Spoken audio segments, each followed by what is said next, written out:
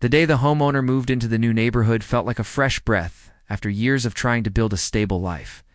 The small house stood at the end of a quiet street with tall trees on both sides, giving the place a calm look. The first morning there, the homeowner stepped outside and listened to the birds singing over the rooftops. It felt like a good sign. They had hoped for peace, a place where evenings would be slow and mornings would feel warm. For a while, that is exactly what it felt like. Neighbors waved politely. A few walked over to introduce themselves, sharing simple smiles and friendly greetings. Children rode bicycles up and down the street, and the sound of their laughter made the area feel alive. Every part of the neighborhood looked neat. Grass was trimmed evenly, bushes shaped carefully, and sidewalks clean. It was the kind of place many people dream of living in. The homeowner believed they had chosen well. The local homeowners association, it's commonly called the HOA, sent a welcome packet a few days after the move. Inside were forms, guidelines, and a handwritten note from the president saying they were glad to have a new resident. The homeowner didn't think much about it. They placed the folder in a kitchen drawer and focused on unpacking boxes and settling in. Days passed in a smooth rhythm. The homeowner planted small flowers near the front steps, arranged furniture in the living room, and set up a small table on the porch. Each evening they would sit outside with a cup of tea and watch the sun fall behind the trees. Life felt slow and simple, and for a moment, it seemed nothing could disturb that peace. But soon, small things began to change. One morning, while checking the mailbox, the homeowner found an envelope with the HOA's logo on it. Inside was a note saying the trash bin had been left in view for too long after pickup day. The paper looked like a generic warning, nothing serious, so they shrugged and tossed it on the counter. It seemed harmless. Later that week, another letter came. This one said the front lawn grass was slightly longer than allowed by neighborhood rules. The message was polite but carried a strict tone underneath. The homeowner felt confused. The grass looked fine. In fact, it seemed just as short as many other lawns nearby. They thought maybe the HOA was just very particular. Still, they trimmed the grass again, even though it didn't seem necessary. As days went by, these small letters continued to arrive. A message about the porch light staying on too long. Another about a garden hose not being stored properly. Then one about leaving a car parked too close to the curb. Each letter felt sharper than the last, even though the words were written in a formal, calm style. The homeowner tried not to make a big deal out of it. They didn't want conflict. They had come to this neighborhood to rest, to live normally without stress. So they followed every instruction carefully. They moved the trash bin right on time. They cut the grass twice a week. They rolled up the hose neatly by the garage. Every small thing was fixed. Still, the letters continued. One afternoon, the homeowner decided to attend an HOA meeting just to understand what was happening. The meeting was held in the community center, a small building near the entrance of the neighborhood. About a dozen people sat in folding chairs arranged in a half circle. A long table stood at the front, where the HOA board members sat. The board president smiled when the homeowner walked in. But the smile felt more like something practiced rather than something warm. The president welcomed everyone, then began reading off rules, budgets, and community reminders. The homeowner sat in the back, quietly observing. When the floor opened for questions, a few people brought up small concerns. One resident mentioned an issue with a broken streetlight. Another asked about a neighborhood event. Everything seemed normal until the homeowner raised their hand. They asked, in a calm voice, why so many letters were being sent over very small things. The room went quiet. A few neighbors turned to look. The president straightened their papers and replied that the HOA simply wanted to maintain the community standards. Their tone was polite but firm, almost rehearsed. The way they spoke made it sound like rules were rules, and questioning them was not welcome. The homeowner didn't argue. They simply nodded and took their seat, but something about that moment did not sit right. The meeting ended soon after, and most people left quickly. A couple of neighbors passed by and gave small, sympathetic looks, but no one said anything. It felt like they knew something, but were too afraid to speak. Over the next week, more letters came. One said a decorative mat near the front door was not approved. Another said the small porch table needed to be moved. The homeowner started to wonder if they were being singled out. Other houses had similar decorations or setups. Yet they didn't seem to be receiving any warnings. At first, the homeowner tried to shrug it off, telling themselves it was all just part of living under an HOA. But as the letters built up, so did the stress. Each walk to the mailbox became a moment filled with worry. Each envelope with the HOA logo felt like a small attack. The homeowner started double-checking everything before leaving the house. Was the porch light off? Was the car perfectly inside the driveway lines? Was the trash bin placed exactly where it should be? These small details began to control their daily routine, creating a pressure that was never meant to be part of peaceful living. Evenings on the porch didn't feel the same anymore. The tea tasted dull. The quiet felt heavy, not comforting. Every passing car made them wonder if someone was watching, waiting to report another small mistake one day. While watering the flowers, the homeowner noticed a neighbor walking by. This neighbor had always seemed friendly, someone who waved every morning. The homeowner asked casually if they ever received letters from the HOA. The neighbor paused, looked around nervously, then said softly that the HOA could be strict sometimes. But before the homeowner could ask more, they simply smiled weakly and continued walking. The reaction felt strange, avoiding, fearful. That evening, the homeowner sat in the living room, staring at the growing stack of letters on the table. Something was wrong. It wasn't just about trash bins or lawn grass. It felt deeper, like someone was paying extra attention, like someone had chosen them. Still, they tried to handle things calmly. They tried to believe everything would settle down. Maybe if they followed every rule perfectly, the letters would stop. But the next morning, another envelope arrived. This one wasn't a friendly warning. It was a fine. The letter said the homeowner had failed to follow previous instructions. Even though they had fixed everything required, the fine wasn't huge, but it was enough to feel alarming. It didn't make sense. The homeowner felt their stomach tighten as they read the paper again and again. Trying to understand, they decided to email the HOA directly, explaining the corrections they had made and asking for clarification. The reply came hours later. It was short, saying the fine would stand unless the homeowner could prove they had completed the required changes. Prove it. How could someone prove the grass had been trimmed on a certain day, or that a porch light was turned off at a specific time? The tone felt almost like a challenge, not a conversation. The homeowner realized they needed to be more careful. They began taking pictures of everything they fixed. Photos of the trimmed grass. Photos of the empty driveway. Photos of the neat porch. Every small detail was documented, but even with proof, the letters didn't stop.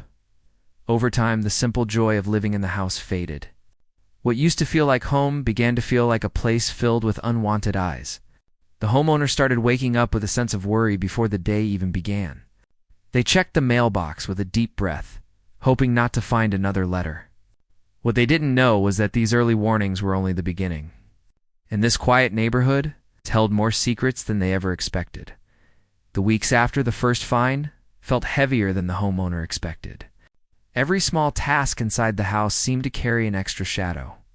They tried to go through their days as normally as before, but the sense of being watched never left their mind. Whenever they stepped outside, they looked around quietly, wondering if someone was keeping an eye on them from behind a window or over a fence. It was not the kind of life they imagined when they moved into the neighborhood. Still, the homeowner told themselves to stay calm. Maybe it was just bad timing. Maybe the HOA had decided to tighten the rules for everyone, not just them. With that hopeful thought, they tried to look around the neighborhood more closely, paying attention to the small details: trash bins left outside, grass that grew a little longer, cars parked slightly uneven on driveways. They noticed things that weren't perfect. And yet those homes did not seem to receive the same letters. The next week, another letter arrived. This one wasn't just a warning. It was another fine, much larger than the first. The letter claimed the homeowner had left the garden hose stretched across the front lawn overnight. They stared at the paper with disbelief because they remembered clearly rolling the hose, placing it neatly by the garage the evening before. Even so, The fine was attached with no option for discussion other than paying it or appealing it in a special meeting. The homeowner felt a tightness in their chest. Something was clearly wrong. These mistakes weren't real, yet the HOA insisted they were. They walked outside and looked at the houses nearby. Some neighbors pretended not to notice. Others gave quick, small nods of sympathy. No one wanted to get involved. Later that day, the homeowner decided to reach out to the HOA by email again, explaining that the hose had been properly stored.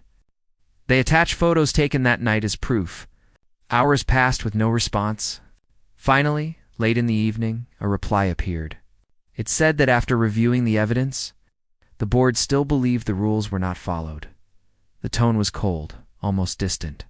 The homeowner felt a mix of frustration and confusion. What kind of review could dismiss clear photos? They walked around the living room, pacing slowly, trying to understand what was happening. They felt like they were trapped in a situation that made no sense.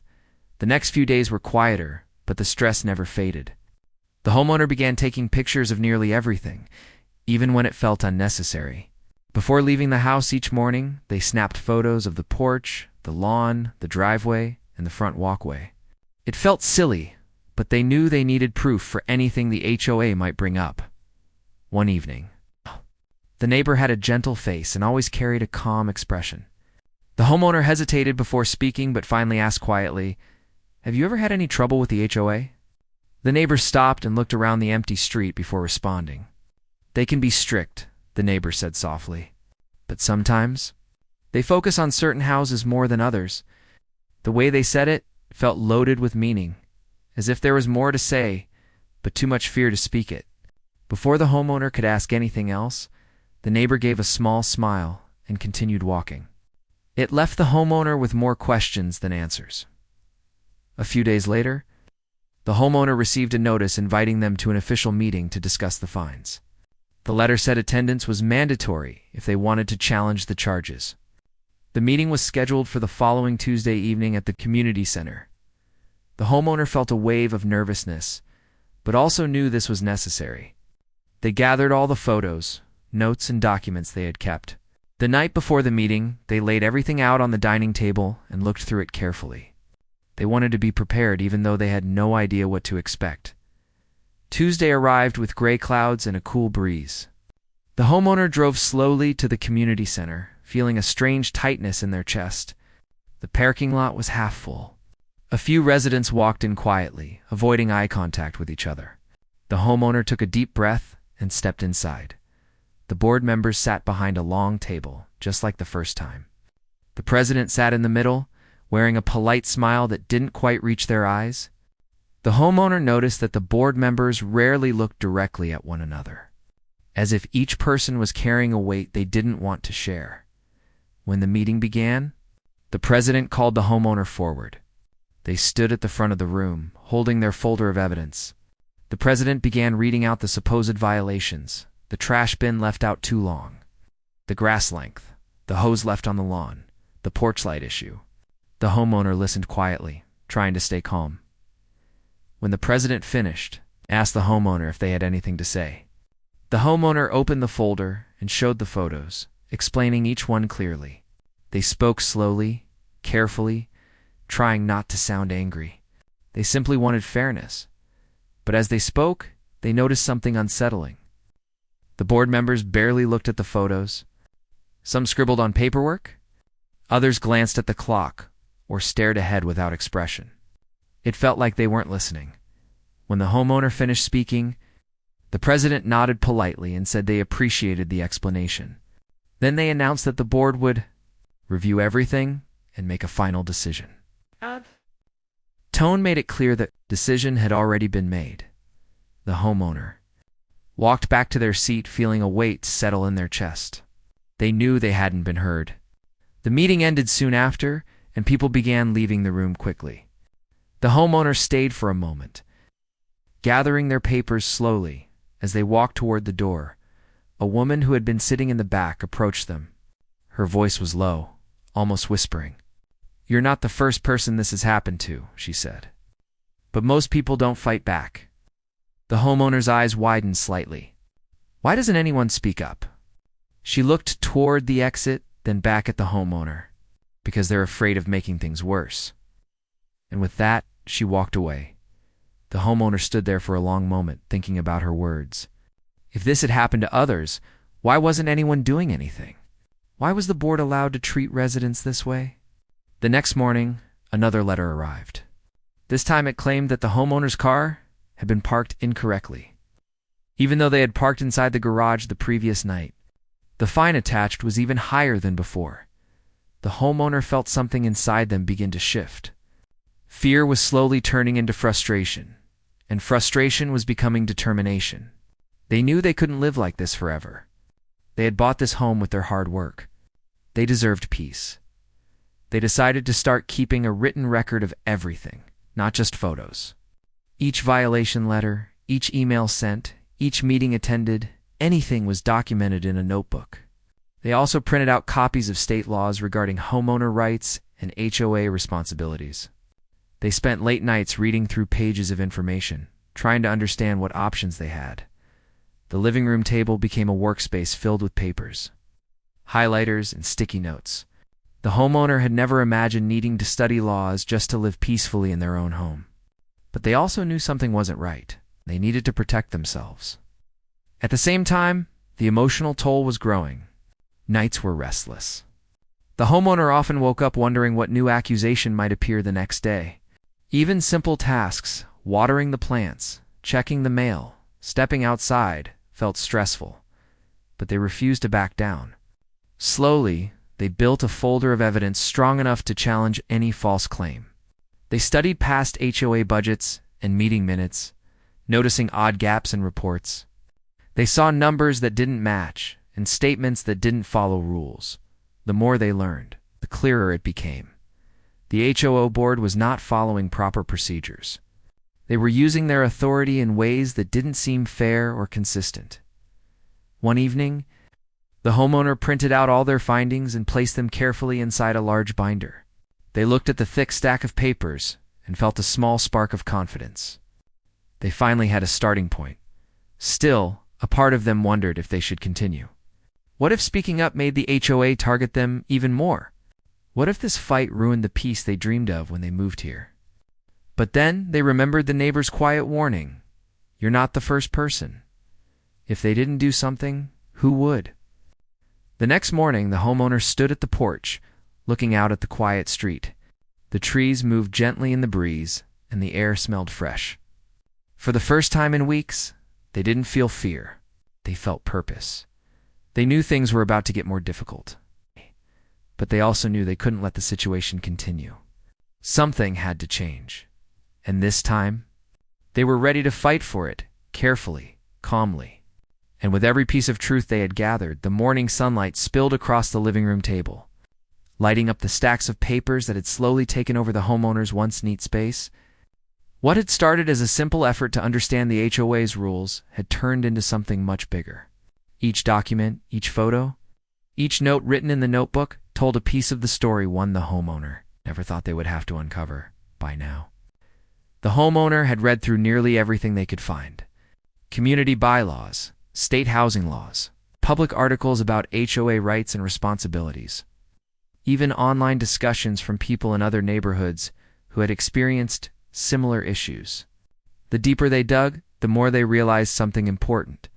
The HOA in their neighborhood wasn't just strict.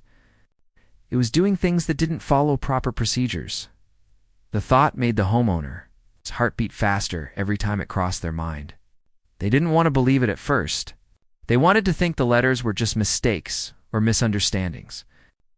But the evidence kept pointing in a different direction. One afternoon, the homeowner decided to take a slow walk through the neighborhood with a notepad in hand. They observed each house carefully, making notes about decorations, lawn lengths, parked cars, and anything else that had been mentioned in their own violation letters. The purpose wasn't to report anyone, it was to compare. What they found confirmed their suspicions. Several houses had slightly tall grass. Some had decorations hanging that weren't mentioned in the rules. Others had porch lights left on throughout the day. A few had cars parked in ways similar to how the homeowner had parked. But none of those residents seemed to be receiving letters or fines. Their driveways and mailboxes were quiet. The homeowner felt a cold realization settle inside them. It really did look like they were being singled out. Later, while walking back home, they noticed a neighbor standing near their fence. The neighbor seemed to hesitate before speaking, but eventually nodded toward the homeowner's notepad. "Doing a project?" the neighbor asked casually. The homeowner smiled softly and said they were just noting some things about the neighborhood. The neighbor stepped a bit closer, lowering their voice. "I've lived here for years," they said. "You're not the first person the board has given trouble to." The homeowner gently asked if the neighbor had ever received unfair letters. The neighbor nodded slowly. "A while back, they sent me notices claiming my paint was fading. I had just painted the house. It felt strange, but I didn't fight it. I just repainted because I didn't want any trouble." The words carried a quiet sadness, almost resignation. The homeowner thanked them, and the neighbor walked back inside. That simple moment added weight to the homeowner's growing determination. Back at home, the homeowner added this information to their binder. It wasn't hard evidence, but it supported the pattern they had started seeing. The binder was now thick, filled with all kinds of information emails. Photos, letters, meeting notes, and handwritten observations. Still, the homeowner knew they needed something stronger. If they were going to challenge the HOA, words and photos weren't always enough. They needed clear proof of wrongdoing. So the homeowner began researching financial reports. HOAs were supposed to keep detailed records of where money went and how fees were used. These documents had to be available for residents to review. The homeowner sent a formal request for copies of the last year's financial statements. Days passed without a response. Finally, a short email arrived saying the board was too busy and that the homeowner could view the documents at a later date. No date was provided, no follow-up instructions. Just a vague response. The homeowner read the email twice, feeling frustration rising again. It wasn't supposed to be this difficult. According to state law, residents had the right to access financial documents within a reasonable time. The homeowner sent a second email, politely requesting the documents again. This time, there was no reply at all. The silence was even more suspicious. The homeowner realized the board might be hiding something. This thought felt both frightening and motivating. If something was wrong, maybe this was why the board had been so aggressive with their own letters and fines. Maybe the board didn't want someone who asked questions. A few days later, the homeowner decided to speak to more neighbors. Not everyone was open to talking, but a few shared small pieces of their experiences. Some hesitated and spoke in whispers, looking around nervously as if someone could overhear them. One neighbor mentioned being fined twice for having small seasonal decoration. Another said they had asked about budget reports months ago and never received them. Someone else said they stopped going to meetings because every question they asked was dismissed, piece by piece. The homeowner began to see the bigger picture. It wasn't just them. The board had created an environment where people stayed, quiet out of fear of punishment. The homeowner felt something shift inside them. The fear they once felt was slowly being replaced by determination. They were done feeling small. They were done feeling helpless. They realized they had more power than they thought because they had the truth on their side. And the truth was something the board could not change. One evening, the homeowner decided to write a formal complaint to the state's housing department. They spent hours crafting the letter, explaining everything clearly: dates, evidence, photos, copies of letters, and descriptions of the board's behavior. They included the unanswered requests for financial documents and the repeated questionable fines.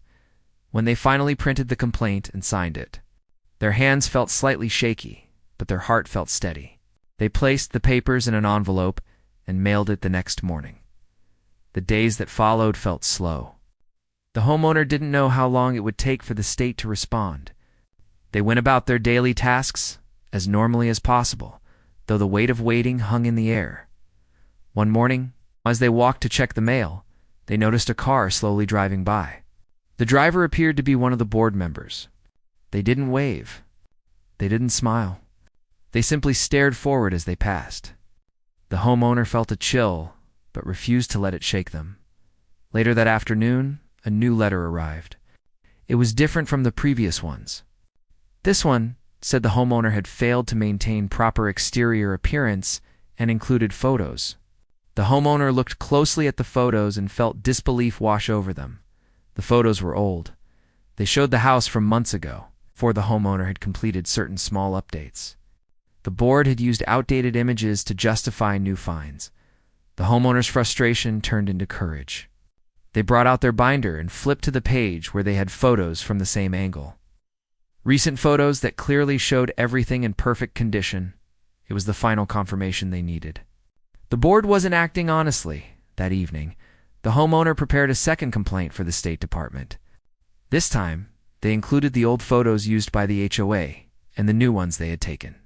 They explained the situation clearly, showing how the board was using outdated images to justify fines. They mailed the second complaint the next morning. A week later, the homeowner received a phone call. The number was unfamiliar. When they answered, a calm voice introduced themselves as someone from the state housing office. They said they had received the complaint and needed additional details. The homeowner felt a mixture of relief and nervousness. They explained everything clearly over the phone, grateful for the chance to speak with someone who was actually listening. The person on the line said they would look into the matter and might visit the neighborhood for an inspection. When the call ended, the homeowner felt their heart racing. For the first time in a long time, they felt like someone believed them. Over the next few days, the neighborhood seemed quieter than usual. Some board members drove by slowly, as if checking on things. People whispered more often. A few neighbors even knocked on the homeowner's door to thank them quietly for speaking up, though they asked not to be mentioned. One morning, a car with state markings pulled into the neighborhood. The homeowner watched from their living room window as a representative stepped out and walked toward the HOA president's house. The homeowner wasn't sure what was being said. They could feel the tension even from a distance. Later, the representative walked around the neighborhood, taking notes and speaking with a few residents. The homeowner didn't approach them. They didn't need to. They had already given all their evidence by evening. Word had spread quietly. The state was investigating the HOA. The homeowner sat on their porch with a cup of tea, watching the sun lower behind the houses. For the first time in weeks, the air felt lighter. They didn't know what the outcome would be. They didn't know how the board might react. But they did know one thing: they were no longer afraid. They had done the right thing. They had stood up not only for themselves, but for everyone who had been treated unfairly. And as the wind rustled through the trees, the homeowner realized something important. This fight was no longer just about fines or letters. It was about justice, and they were ready to see it through. No matter how long it took, the days that followed felt unusually heavy for him. Even though he tried to focus on work and pretend everything was normal, his mind kept drifting back to the new notice posted on his door. It wasn't the paper itself that bothered him, but the feeling that someone had stepped onto his property, watched his home, and tried to intimidate him. For the first time since moving into the neighborhood, he felt like an outsider in a place he thought would be peaceful. He tried to shake it off by spending more time outside the house. He drove around town, took longer routes home, even stopped by the small grocery store near the main road just to be around people. Being around others made him feel grounded, like the world was still normal. But every time he returned home, the uneasiness came back. Late one afternoon, as he parked his car and walked up the driveway, he noticed a man in a gray hoodie leaning against the mailbox across the street. The man wasn't doing anything, just standing there, but he seemed still, too focused. The moment their eyes met, the man looked away and crossed the street without saying a word. He tried to convince himself it was nothing. Maybe the guy lived nearby. Maybe he was waiting for someone. But something about the way he looked over before turning away felt intentional. Inside, he sat down on the couch and let out a long breath. "This is getting strange," he said softly to himself. The next morning, we decided to take a walk around the block to clear his mind. Some of the neighbors were out walking their dogs, watering plants, or loading kids into cars. Most people gave him a friendly wave. Everything looked normal to normal, like nothing was wrong at all then. As he passed the small park area at the end of the street, he saw the same man from the day before. This time, the man wasn't alone. Another person stood beside him, talking in a low voice. The moment they saw him approaching, they stopped talking and walked off in the opposite direction. He stopped walking. His heart beat faster. His hands tightened at his sides. This wasn't random. Someone was watching him. Someone wanted him to feel that way. He turned back toward his house, trying to appear calm, even though he could feel every step in his chest. When he reached his front door, he noticed something else, a small envelope taped. Right above the handle, his breath caught. The envelope didn't have a stamp or a name. It was plain, except for a handwritten message on the front. "We need to talk." He stood there for several seconds, unsure whether he should take it inside or leave it right where it was. He finally pulled it off the door and stepped inside, locking the door behind him. He opened the envelope slowly. Inside was a single sheet of paper with a short note written in the same handwriting. "There are things you don't know about this HOA. Be careful who you trust." He stared at the note, completely stunned. Who wrote this? What did they want? And if they were warning him, then what exactly was happening behind the scenes? His mind raced with questions. But one stood out more than the rest. If someone was warning him, then something serious must be going on. He folded the paper and placed it on the table. He wanted to call someone, maybe even the police. But what would he say? "Someone taped a note to my door." To them, it might sound harmless. And the last thing he wanted was to seem paranoid instead. He sat down at the kitchen table and thought about everything that had happened. The fines, the sudden strictness, the strangers watching him, the envelope. It felt like a puzzle with pieces scattered everywhere. After a long moment, he decided he couldn't just wait around. He needed answers. That evening, he went to visit a neighbor he occasionally waved to. The man lived 2 houses down and seemed friendly enough, always busy with some small project in his yard. When he knocked on the door, the neighbor looked surprised but welcomed him in. They sat in the living room, and he explained everything that had happened.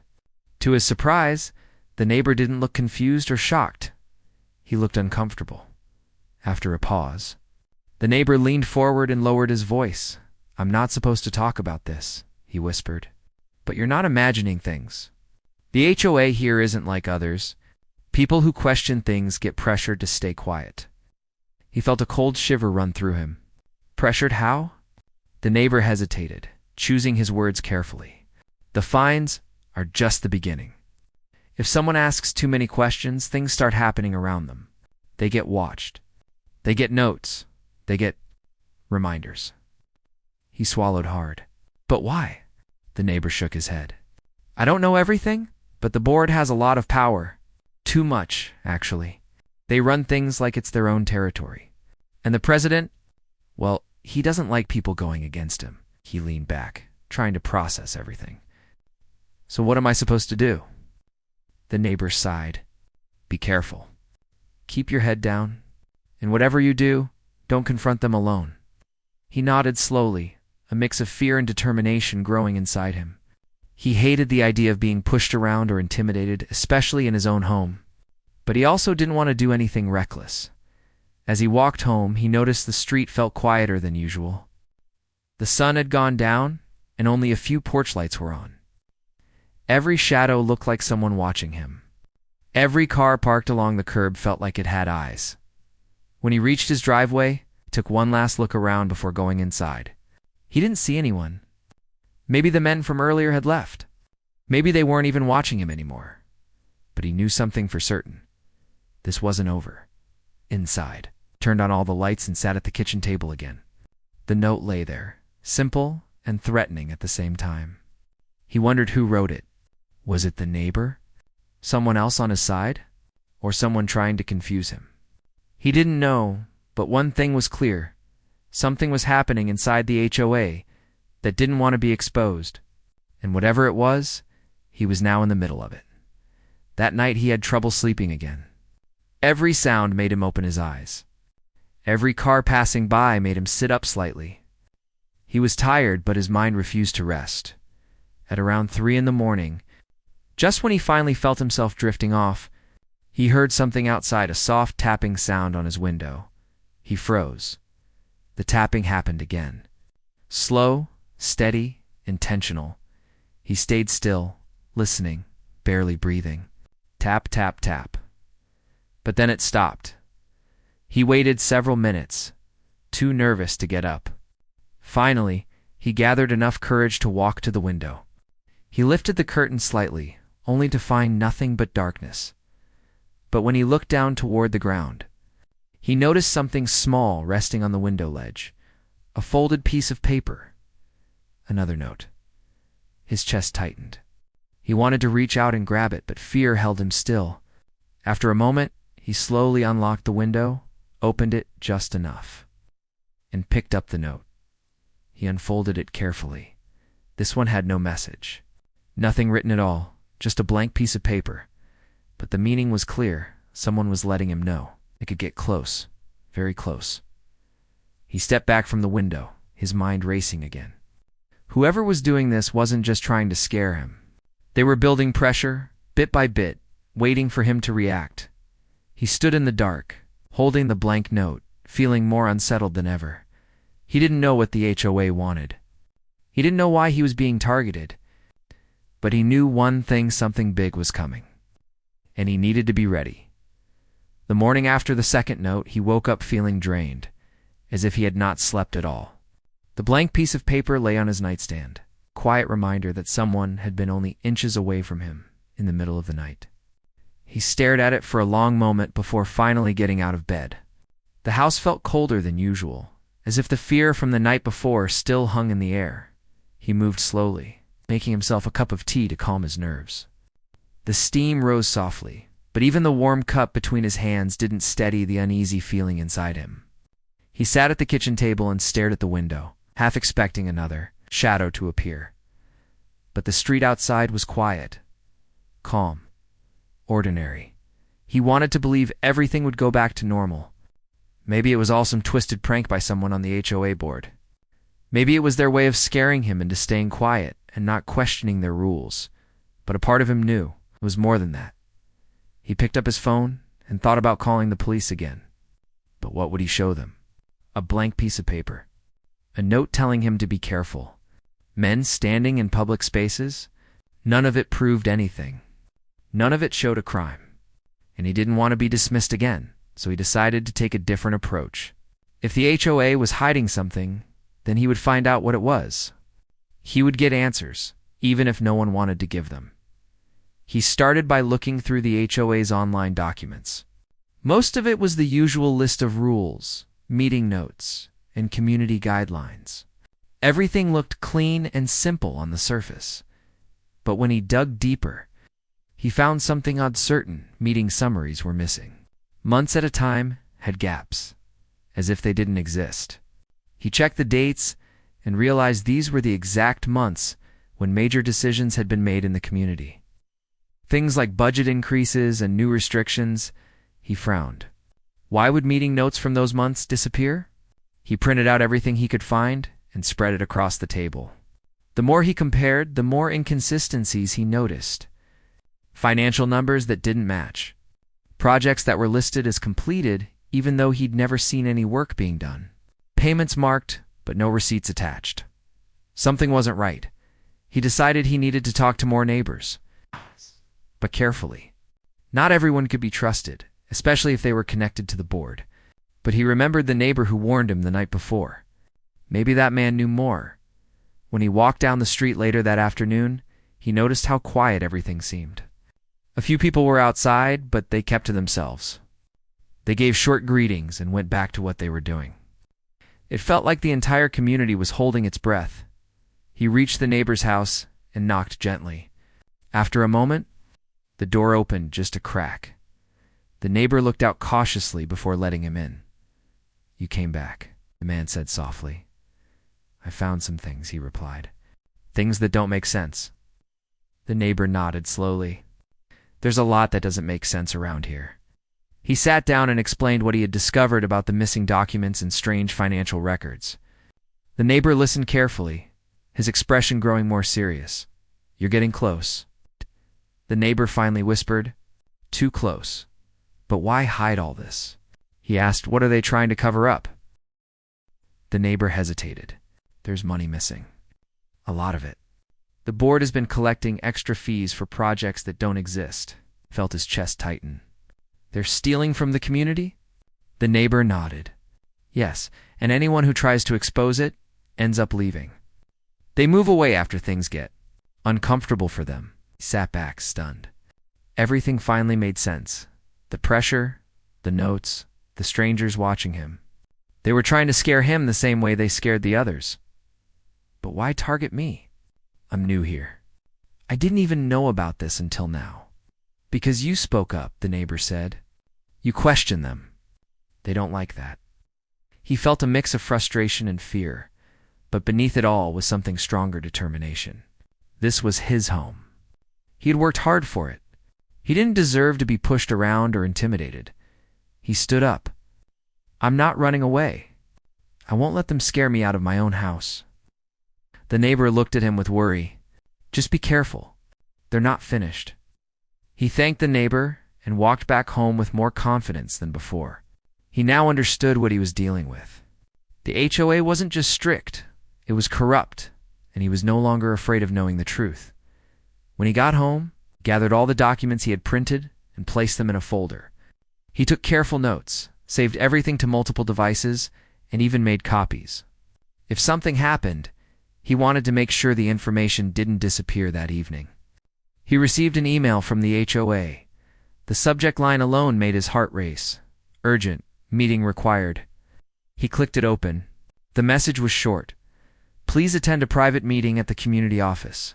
Tomorrow at 7 p.m. We need to discuss recent concerns and clarify any misunderstandings. It didn't sound like an invitation. It sounded like a warning. He read it several times. Part of him wanted to ignore it, but another part knew he had to face them eventually. And if they were expecting him to walk in unprepared, they were wrong. He spent hours planning what he would say. He gathered his documents, organized his notes, and made sure he understood every detail. He wasn't going there to argue. He was going there to expose the truth. When the next evening came, he walked to the HOA office with steady steps. The small building sat near the entrance of the community, surrounded by neatly trimmed bushes and a single lamppost that flickered softly. He pushed open the door and stepped inside. 3 board members sat behind a long table. Their faces were calm, almost too calm. Thank you for coming. One of them said. He nodded and took a seat. We've noticed you've been questioning some of our decisions, another member said. We're concerned you may not understand how our community operates. He placed his folder on the table. I understand more than you think. The board members exchanged quick glances. He opened the folder and spread out the papers. These documents, he said calmly, don't match the financial records you show on your website. And these missing meeting notes, why? Are they gone? One of the board members leaned forward. Where did you get these? They're public, he replied. Anyone can access them. Anyone can see the mistakes. Silence filled the room. Then the board president spoke. I think you're misunderstanding the situation. No, he said firmly. I think you're misunderstanding who you're dealing with. For a moment, no one moved. Then, unexpectedly, the board president sighed and leaned back. It was only a matter of time, the man said quietly. He blinked in surprise. He didn't expect that, the president continued. Someone was going to notice eventually. We handled things poorly. We pushed too hard. The other board members looked tense but didn't argue. So what now? He asked. After a long pause, the president replied, We'll resign. He stared at them, stunned. All of you? Yes, the president said. We've been under pressure too. It's complicated, but we can't keep doing this. It's gone too far. He sat silently as the reality sank in. The people who had caused so much stress, fear, and confusion were giving up without a fight. It wasn't the dramatic confrontation he expected. It wasn't the showdown he had prepared for. It was an unexpected ending. The president gathered his papers. The community will vote for a new board. You can nominate someone you trust. Or run yourself, if you want. He walked home that evening with a strange feeling, relief mixed with disbelief. He expected this story to end in darkness, in fear, or in endless conflict. Instead, it ended with people finally stepping down, finally giving the community a chance for change.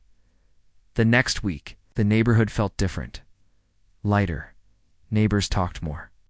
People seemed less tense. The men who had been watching him disappeared like they were never there. He found another note on his door. But this one wasn't a threat. It simply said, "Thank you." He smiled for the first time in days. He didn't set out to be a hero. He didn't even want to fight. He only wanted peace in the place he called home. And somehow, by standing his ground and refusing to be pushed away, he helped bring that peace not just for himself but for everyone in the community. It wasn't the ending he expected, but it was the ending he needed.